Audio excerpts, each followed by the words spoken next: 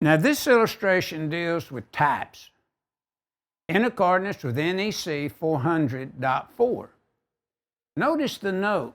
This is just a new type requirement for the authority having jurisdiction.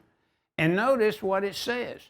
The use of flexible cords and cables other than those in Table 400.4 shall require the authority having jurisdiction to approve it in accordance with 400.4. But this gives the authority having jurisdiction, if you talk to them, to give grace and let you use a type that's not listed as a type in 400.4.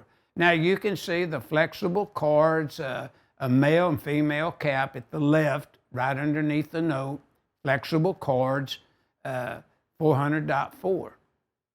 And then it's always questions come about, how do I know where I can use these cords?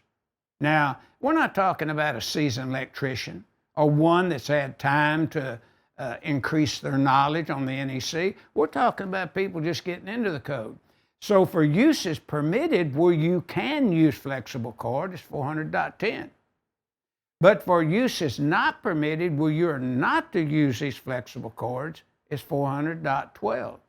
And then notice again, if field assembly cord sets, if they comply with 240.5B4, where we would use heavy-duty flexible cord or extra heavy-duty, either one, with the non-metallic plastic, I call them, type attachment caps, male or female, then we can assemble those. And we're right in line with the OSHA section that says you can, that we just reviewed.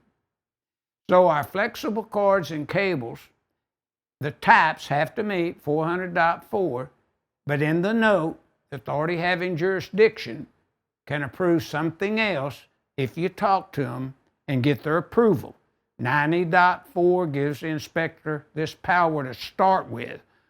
All they're saying in the note, they're reinforcing the authority of the inspector by giving them this special approval for a type of flexible cord or cable that's not listed in 400.4.